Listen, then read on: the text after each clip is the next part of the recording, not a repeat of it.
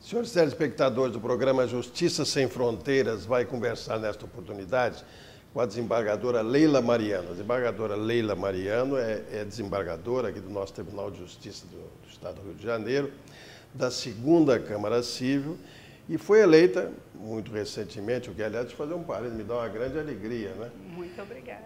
Diretora-geral da Escola da Magistratura aqui do nosso Estado, a Emerge, né? E eu quero conversar com ela sobre os seus planos, sobre como ela vê esse problema da formação, enfim, todas essas coisas, não é?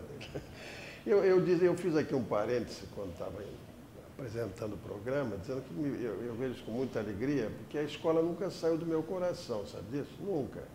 Então, quando eu vejo uma pessoa como você, que é uma pessoa ligada à educação, sempre foi, né? Foi na ESAG, na Escola de Administração, na EMED, você sempre esteve ali na periferia do processo educacional, né?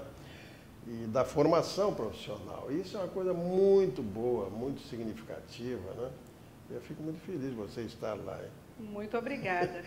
E muito aprendi quando, na sua gestão, estive lá, ao seu lado, no nascedouro, praticamente, da Emerge, né? Logo depois do nosso fundador da escola, que foi desembargador Cláudio Viana de Lima. Exatamente, foi logo depois. Mas lembra de uma coisa, a escola hoje como é que está?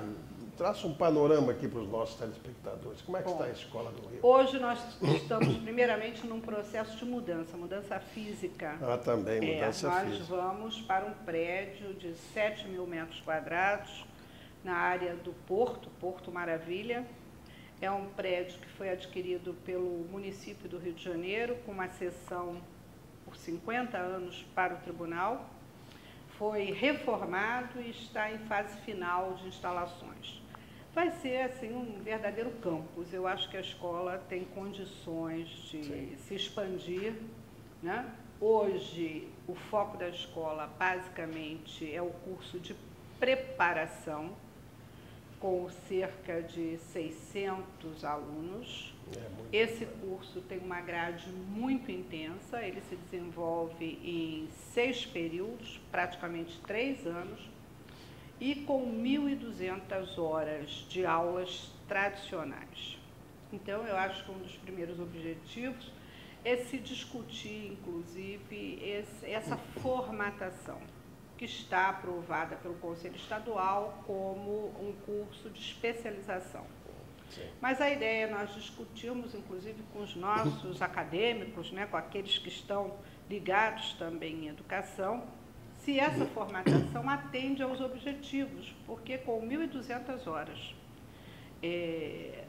a necessidade de fazer estágio nas varas e a obrigatoriedade de apresentar uma monografia, a rigor, o aluno fica com pouco tempo para o seu estudo individual, que a gente sabe não pode ser superado por nada, né? Essa formação que ele precisa, através da leitura, isso é insubstituível. Então, eu acho que um primeiro objetivo é discutir o formato desse curso. Depois, também, a intenção é que se dê desenvolvimento aos outros cursos de especialização que já estão aprovados pelo Conselho Estadual, mas que ainda não foram implementados. Eu acho que essa área do lato sensu, a gente tem mercado, nós temos mais do que isso, o tribunal é um laboratório imenso, né? Nós temos ali um manancial incomparável. E temos professores.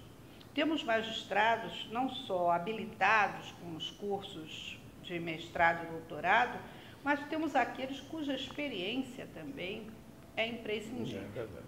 E fora outros professores com formação acadêmica que se juntem a nós de outras áreas, porque a ideia é que a gente também diversifique, que a gente discuta, né? Claro, com certeza. Uma visão externa também do nosso problema, né? Exatamente, A gente não pode ficar apenas olhando para o próprio umbigo, a gente tem que se abrir. Diz uma coisa, eu não sei se você tem acompanhado isso, eu na época acompanhava muito, não sei se você teve oportunidade ou se tem interesse, enfim. o movimento nacional brasileiro das escolas judiciais continua forte? Ele continua. As escolas estão, inclusive, se reunindo, né? Elas se reúnem regularmente e há uma integração muito grande. Hoje nós temos, em termos nacionais, a Infam e o Conselho Nacional que ditam regras para essas escolas. E me parece também que nós precisávamos chegar à Infam, chegar ao Conselho, para contar o que efetivamente acontece a partir dessa normatização que muitas vezes é feita em gabinete. É só na teoria. Por exemplo, a Infam reduziu em muito as necessidades de hora-aula para os magistrados. São apenas 20 horas semestrais.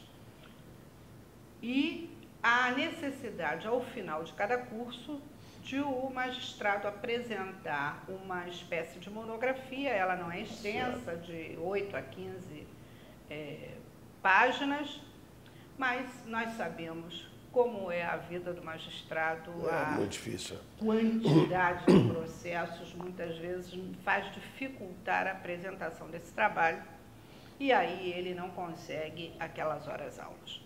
Antes, acho que no seu tempo, no tempo do desembargador Cavalieri, a exigência eram de 220 horas para a promoção, não era por semestre nem por ano.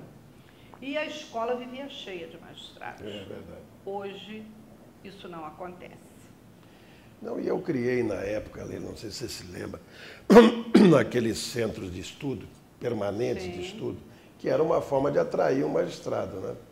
Mas acontece, nós sabemos disso, o magistrado, pela inúmera gama de atividades que ele tem, ele não tem tempo, ele não tem diletantismo para acompanhar, só aqueles que estão mais ligados, né, ao problema científico, à discussão e aos temas, enfim. Isso não é difícil de levar, não é? É difícil sim. Esses centros existem, eles se consolidaram e hoje se ampliaram. Nós temos hoje um centro de direitos humanos muito bom. Mas a tendência era essa. Infância e juventude. Então, eles ampliaram. Só que, como muito bem colocou, hoje a assistência é externa. A assistência externa, inclusive esses fóruns permanentes, eles hoje ficam na internet por um período de 6 meses. Quem tiver interesse pode baixar, pode acessar, pode usufruir da forma que quiser. Mas me parece que o nosso grande desafio é que a escola, e me parece que o mote era seu, a escola do juiz, né?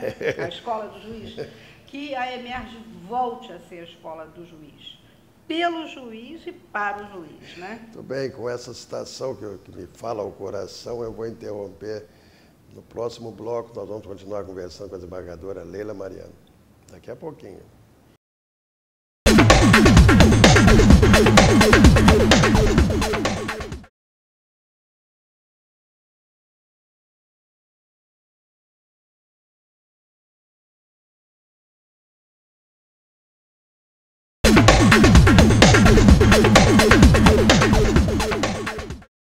Muito bem, estamos de volta ao programa Justiça Sem Fronteiras, entrevistando nesta oportunidade a desembargadora Leila Mariano, atual diretora, ainda é diretora-geral que se chama? É diretora-geral. Diretora-geral da Escola da Magistratura do Estado do Rio de Janeiro. Mas a desembargadora Leila referiu aqui um detalhezinho da minha gestão, porque a minha gestão teve isso historicamente, foi um momento que nós tiramos do foco a preparação por um instante, vamos dizer assim, para deslocar o eixo da escola na direção do juiz, não é? Então eu queria criar um slogan forte, né? Que é meio redundante, né? Mas na verdade era muito forte, né? A EMERGE é a escola do juiz. Isso aí. Você vai fazer isso, Leila? Olha, eu até, porque hoje é eleição, né? Eleição pelo órgão especial, a escolha do diretor. E na apresentação... É o órgão especial ou é o tribunal todo? É o tribunal pleno, são 180. São 180, hoje é difícil. Então, dentro dos projetos que eu apresentei, era retomar não só o tema, mas a filosofia. O problema é a filosofia, é o direcionamento da escola. Que a EMERGE volte a ser a escola do juiz. Exatamente.